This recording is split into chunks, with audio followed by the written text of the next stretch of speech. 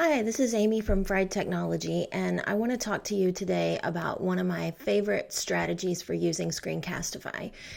And the reason I like it so much is because I wish I would have had it so much when I was a classroom teacher, because it would have saved me a lot of time, a lot of struggle, and also I think it would have been so much better for my students' learning. So I want to share this idea with you today in hopes that it changes your life as a teacher and maybe makes your students' learning a little bit better. So what we have here today is a Chrome browser window, and I have the Screencastify extension installed in that window, and I'm going to activate it now so that you can see what it looks like. So you can see today that I'm using Screencastify Premium, but you don't have to buy Screencastify to try this technique. In fact, if you're just getting started with Screencastify, this is a great idea for you to get started with this tool. The first thing that we're going to do is we're going to start recording with our webcam only, because our goal is this.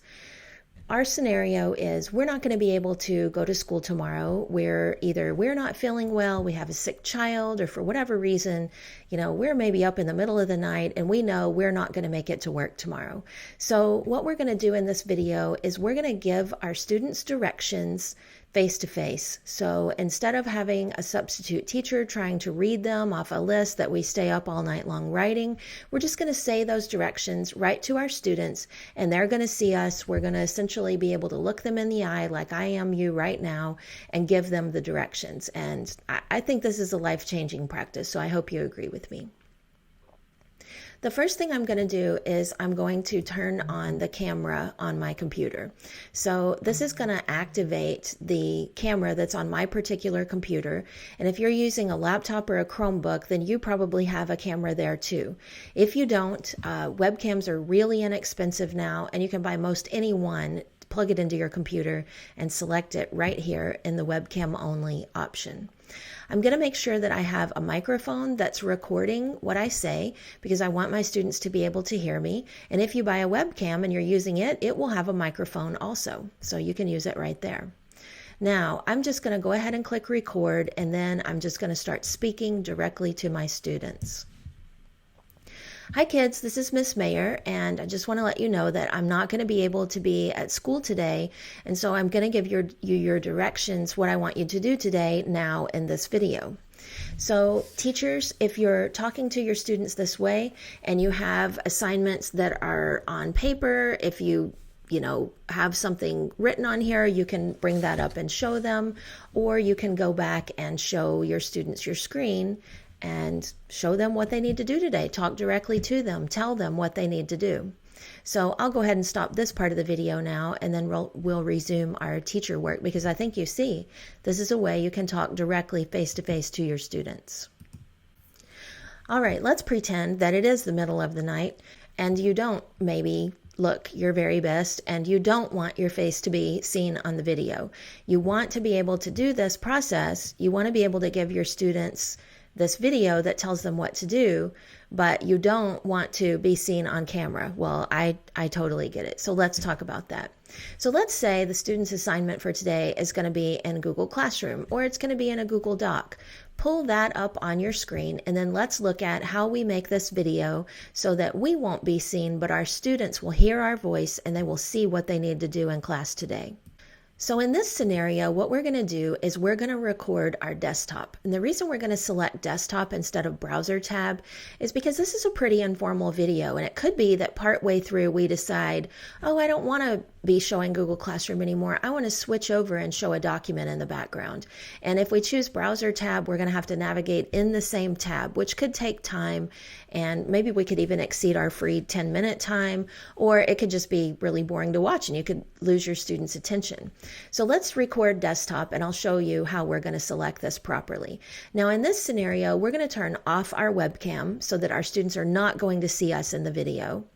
And now I'm going to go ahead and go down to show more options, and I'm going to make sure that my drawing tools are on so that I can draw things on top of the screen for my students to see. I've still got a microphone on, and I can see that my microphone is working, and I can even click on it and see where my voice is hitting. If it's not looking loud enough, I can turn it up, and if it's going into red or orange, then I can turn it down. I don't want to ever see it go into red or orange. All right, now I've got my Screencastify all set up, and I'm gonna click record.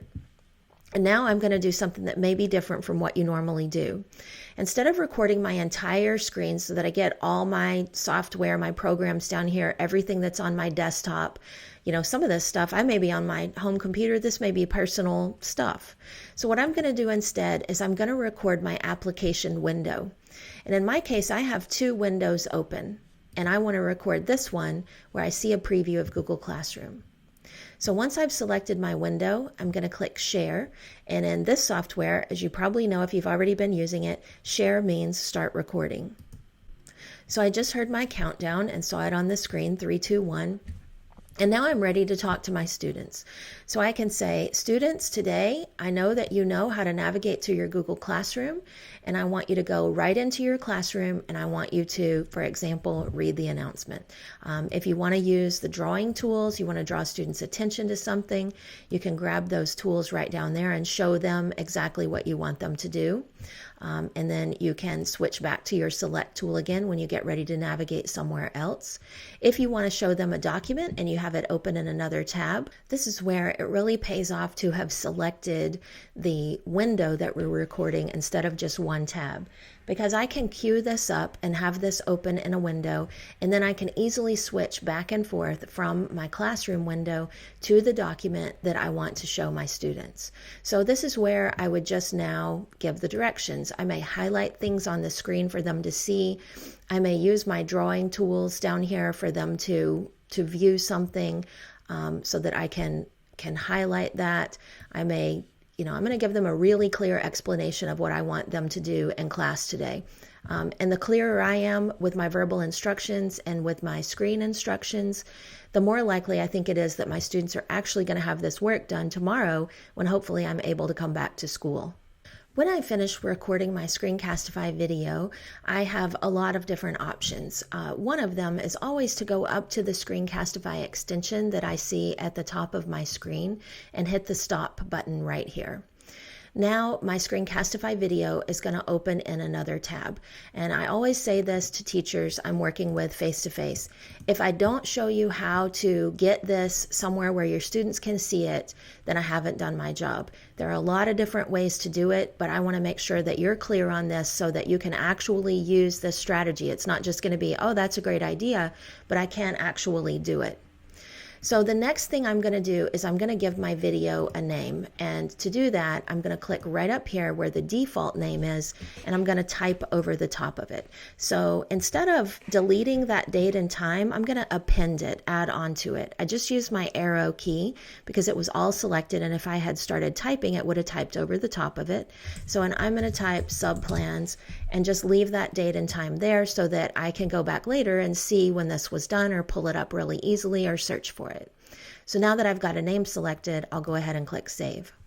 Now that I've named my video, I'm going to use this button right here, and I want to tell you why we call this corn dogs. So these 3 dots up here in the top right-hand corner of your browser, sometimes they can be covered up by a yellow or orange circle, maybe with an exclamation point. That lets you know that you have a warning or message that you need to clear. But underneath that are these 3 dots, and we call them hot dogs. So these look like the ends of hot dogs all in a row.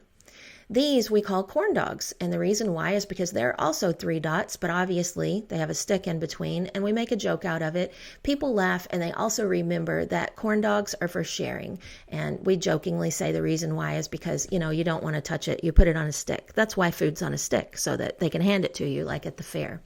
All right, long story to remind you, these are hot dogs, these are corn dogs. Corn dogs are for sharing. In all software programs, you can recognize them that way. When we click on the corn dogs, this is going to give us all the options that we need to make the best of sharing this. I'm going to choose to put my video into Google Drive. And I want to make sure that right down here in privacy, this is set correctly because I want my students to be able to see this video. I don't want really anything stopping them. I don't want them to have to log into anything maybe. And also I may have a substitute who doesn't have a school account. I don't want him or her to have to fiddle with getting someone else to log in so they can see this video. So I'm going to change my setting to this. Unlisted, people who have the link to the video can view it. And then if my students are in Google Classroom, I have a really easy option. I can just click on my Google Classroom link and I can post it right over to Google Classroom. You can trust me that those steps will be obvious if you're using Google Classroom. If you're not, what you're going to do is go ahead and copy that link, and now you can close this window. Now I have several different options. One thing I can do is I can create an email and I can paste that link into the email. So here we are, I've got an email open and I can just hold down Control or Command on my computer and press V, like view, to paste that link in there, or I can choose right click and paste, and I can put the link to the video right here. Now, if my substitute teacher is able to be emailed, this is going to be a great strategy. However, if he or she does not have a district email account, I don't know what that address is, this is not going to work for me. So I can send it to a partner teacher. They would have to go over and try to pull it up. But let's learn a new strategy that may be even more useful. So in our browser now, we have another extension installed. It's called Bitly. We installed it the same way we did the Screencastify extension. If you don't know how to do that, there's a video on our Fried Technology channel that shows you how to install extensions, and even one that shows you specifically how to use Bitly. So what we want to do now is we want to get a new tab. I just click the plus sign, and we want to paste that video link that's still sitting on our clipboard into this tab and let it load. I'm saying this specifically because we cannot just shorten the link to the video right over here, because this is not a real link to the video. This is my software.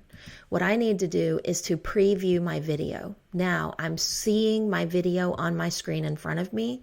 Now, if I use my Bitly URL shortener, what I'm going to be able to do is get a short URL. So this one could be a little confusing. The reason why is because it's got a 0 in it, and when I write that up on the board, it might not be clear if that's an O or a 0. So I'm going to customize this link. I'm going to make mine all lowercase so it's easy to type in. So I'm going to put Mrs. Mayor Plans 1. So now I'm hoping that this is a unique link. I'm going to try to go ahead and hit return on my keyboard to save it. And I see that bit link is successfully saved. Now let's go back to our email. And let's pretend that what I'm going to do is I'm going to send my partner teacher this link. And now what I'm going to ask, whoops, I didn't copy the right one, but you get the picture. Let me copy that again. I'm going to send my partner teacher this link. And what my partner teacher is going to do now is he or she is going to write this up on the board. If you have your student email addresses, I would highly suggest that you train your students to know, if I'm not here, check your email for the link, and maybe even designate someone in your classroom as the person who's going to write this on the board so that you don't have to ask another adult to maybe interrupt their day to come over and take care of this. Now, this is a link that anyone can type in. If you teach your students to do this, no matter what grade they're in, second grade and up, students will be able to type this in and watch the video and see the directions. I hope that that helps you and that you use this strategy. If you do, I hope that you'll let us know. Tweet us on Twitter. You can tweet to Screencastify, and please copy us also at Fried Technology. We'd love to see if you're using our tips and tricks and if you enjoyed them, and I hope you did. And have a great day. Bye-bye.